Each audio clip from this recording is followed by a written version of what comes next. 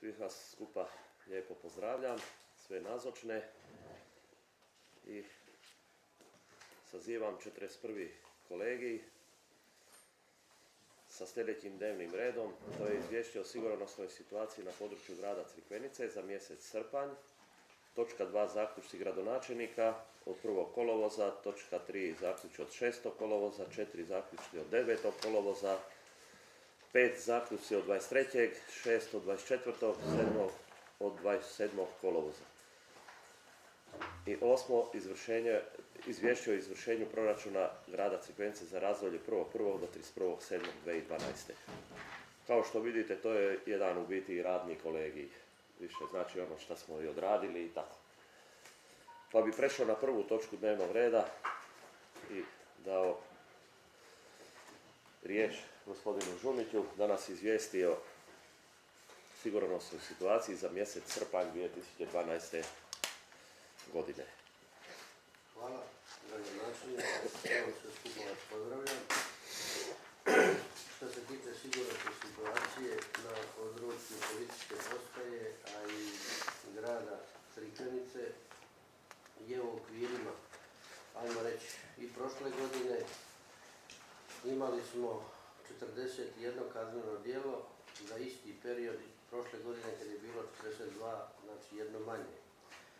U tom segmentu brojke turista, a među turistima i oni koji nisu nama poželjni na ovom području, a najvjerojatnije ni vama, osobe koje su iz krim miljea, pojavljuje se jedna brojka, evo, u ovoj ukupnoj brojki 41, gdje su počinitelji sa drugih područja, ne samo sa područja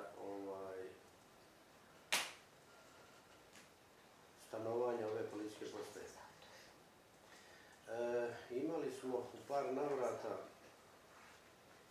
provale u kiosk, u također uskakivanje u kuće, stanove, apartmane, gdje je jedna brojka ljudi nepažnjom, ostavljanjem otvorenih vrata ili prozora, balkona, ajmo reći omogućeno da taj lopov može odraditi svoju naum. U tih par navrata smo evo i uhvatili lopova na izvršenju provale u kiosk. Noćas smo isto imali jedno hvatanje od Crikvenice prema Selcu na onom potezu. Tako da jednostavno policija maksimalno odrađuje što god može i poduzima sve u svojim okvirima gdje zakon daje mogućnosti i koliko možemo pokriti teren. Na ovu veliku, ogromnu brojku i povećanja stanovništva baš nismo u mogućnosti u svakom momentu biti na svakom mjestu. Pa evo, što god možemo bolje i kvalitetnije pokrivamo teren, područje i da zahvalim evo u ovom segmentu ovog napominjanja i na ovom kolegiju i na svim sastancima pomoć građana, stanovnika grada Crikvenice dobro dođe. Evo i noćas smo imali dojavu jedne osobe putem telefona. Mi smo bili za neke 4-5 minuta na mjestu događaja i došli smo do zapriječavanja, otuđenja cigareta iz kioska. Osobe smo neke i doveli u policijsku postaju pa ćemo izvršiti krim istraživanje, dokazati počinjenje kaznenog djela. Što se tiče javnog reda i mira, to nam je isto u nekim okvirima koji prošle godine opet za jedno manje nego u 7. mjesecu 2011. Ovdje smo malo više akcenta dali na drogu, tako da smo išli sa zaticanjem osoba i prilikom konzumiranja i prodaje. Bilo ih je i sa ovog područja i van područja i naše države, a i evo, pokrivanja ove policijske postaje. Što se tiče prometnih nezgoda, isto opet za jedno manje, evo, oko da je namješteno kaznenih djela, jedno manje prometnih nezgoda javnog reda. Najbitnije u svemu tome da nismo imali smrtnih stradavanja, oni znači onih najtežih posljedica u ovom okviru poduzimanja naših radnji maksimalno smo postupali po svim zakonskim propisima vezano za prekršaje i zaticanje stranaca sa neprijavljenim boravkom, znači nelegalno i kampiranje i boravak na području naše policijske postaje.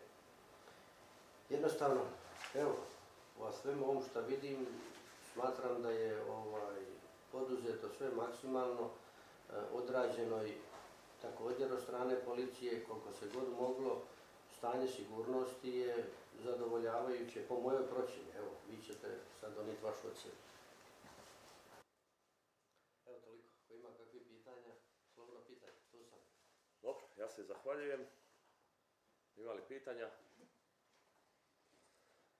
Ako nema, zahvaljujem se gospodinu Žuniću na efikasnosti. Idemo na sljedeću točku dnevnog reda. To su zaključci od 1. kolovoza 2012. godine. Imate svi materijale pred sobom. Znači, to je pregled zaključaka o obavljanju građevinskih radova u razdoblju zabrane. Evo, ja ću vas pozdraviti, vi samo nastavite. Hvala. Osnovna škola Vrtić Jadranovo, zahtjev za produženje radnog vremena ugostiteljskog objekta Korner Selce, zahtjev za produženje radnog vremena ugostiteljskog objekta Doner Kebab Crikvenica, zahtjev za produženje radnog vremena ugostiteljskog objekta Kataka, odluka o izboru najpovoljnijeg ponuđača, odluka o dodjeli zahvalnica grada Crikvenice. To su sve već bilo. Ima li pitanja kakvih? Ako nema, idemo na treću točku dnevnog reda, isto zaključci od 6. kolovoza 2012. Znači to opet produženje radnog vremena Kataka, Korner. Onda imamo četvrta točka, izmjena plana lokacije za postavljanje ugostiteljskih terasa za 2012. godinu i zahtjev za produženje radnog vremena opet Kataka. To su sve bile operativni, ovako bi se reklo, koraci u toku sezone. Onda imamo pod točkom 5 tekst javnog poziva s dostavom dokumentacije za sufinanciranje autobusne tromjesečne, mjesečne, polugodišnje i godišnje karte u školskoj godini 2012. na 2013. Da li tu imate kakvih pitanja u vezi tog teksta javnog poziva? Može da Silvija kaže dvije. Može, da pače, to je.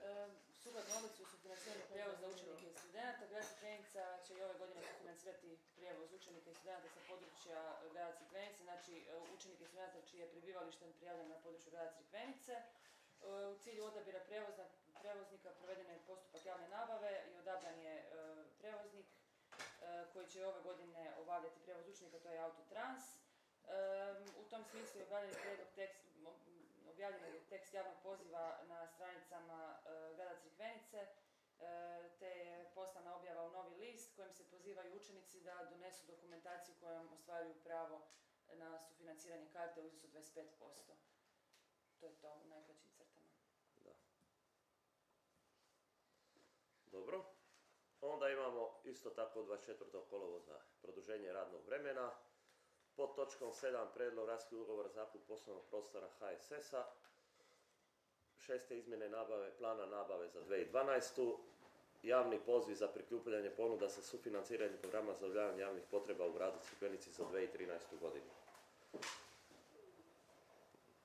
Da li tu treba nešto posebno obrazlagati? Možda ovu točku 3, pod točku. Znači za sufinanciranje programa za zadovoljavanje javnih potreba u gradu Crikvenici. Grad Crikvenica je znači ove godine izradio prijedlog teksta javnog poziva za prikupljanje ponuda za sufinanciranje programa u javnim potrebama. To su konkretno predškolski odgoj i obrazovanje, osnovno i srednjoškolsko obrazovanje, kultura, sport, tehnička kultura, socijalna skrb i zdravstvo. Te su tim tekstom javnog poziva propisani uvjeti za one koji se mogu prijaviti. To su znači sve udruge koje su registrirane na području grada Crikvenice, te koje svojim programima i djelovanjima obuhvaćaju korisnike sa područja našega grada. Također, uz taj javni poziv izrađene su 3 vrste obrazaca koje služe kao prijavnice za različite segmente u javnim potrebama, te je propisan rok za prijavu, a to je 17. rujna 2012. godine kao zadnji dan za podnošenje prijava za sufinanciranje javnih potreba. Taj javni poziv je također objavljen na našim stranicama, znači na www.crikvenica.hr. Također je poslan svim udrugama čije smo email adrese imali u našoj bazi, a i kratak tekst poziva je poslan na objavu u Novi list. Dobro. I prelazimo na 8. točku, to je izvršenje o proračunu grada Crikvenice za razdoblje od 1.1. do 31.7.2012. godine. Jedna riječ. Evo, kako je ovo točka, ja ću ukratko samo reći šta je bilo za 7 mjeseci u gradskom proračunu. Naime, nakon prvih 7 mjeseci proračun je ovu godinu u plusu, međutim sa prenesenim manjkom mi smo dalje u minusu. Ovaj manjak koji je iskazan u iznosu 8, neka vas ne zbunjuje, to je nakon rezerviranih sredstava koja smo prenijeli u skoro 5 milijuna kuna, tako da je on oko 3 milijuna kuna. Ono što je bitno po meni reći da je izvršenje bolje za 17,5% nego prošle godine, u čem poslovni prihodi sudjeluju sa 7%, a ono što je posebno bitno je da je porez i prirez na dohodak veći čak za 17,5%. Najbolje realizirani su prihodi od naše imovine, što očito ukazuje da se lokalne uprave sve više orijentiraju na korištenje i upotrebu svoje imovine, gdje je porast čak 60,6% u odnosu na prošlu godinu. I ono što je još bitno reći da je bolja realizacija komunalne naknade za 12,5%, zahvaljujući kako proširenju baze, tako i naplati, odnosno prisilnoj naplati koju radi Upravni za pravne poslove. Ono što je znatno manje je komunalni doprinos koji je skoro 30% manji nego prethodne godine. Rashodi su nešto imali veći rast nego prihodi i na što je najveći utjecaj su imali kapitalni rashodi koji su 4 puta veći nego prethodne godine. Naime, svi znate da smo se upustili u veliku investiciju na trgu tešku 5 milijuna kuna u prvom dijelu godine, što je bilo izuzetno zahtjevno, ali što kako je vidljivo je uspješno okončano i dovršeno bez ikakvih većih problema. I ono što bi samo za kraj rekla da se svi programi ostvaruju u skladu sa planom, unatoč nedonošenju rebalansa. Međutim, rebalans nam je nužan zbog tekuće potrošnje koju je bilo nemoguće planirati, prvenstveno u dijelu socijalnih potreba gdje su potrebe znatno veće od onih prvotno planiranih, te ukoliko ne bude rebalansa morat će se stati sa realizacijom ovog dijela proračuna jer više u proračunu sredstava za tu namjenu nema. Tako da sve ostalo je u okvirima i rebalans se manje više odnosi na tehničko usklađenje. A ono što još samo na kraju moram dodati je da je proračun likvidan i da grad Crikvenica nema nepodmirenih dospjelih obaveza, što je danas izuzetno bitna informacija u doba kada nelikvidnost nije baš opala, nego i dalje raste, tako da to smatram potrebnim istaknuti. Evo, ukoliko ima pitanja, izvolite. To je lijepo čuti. Je.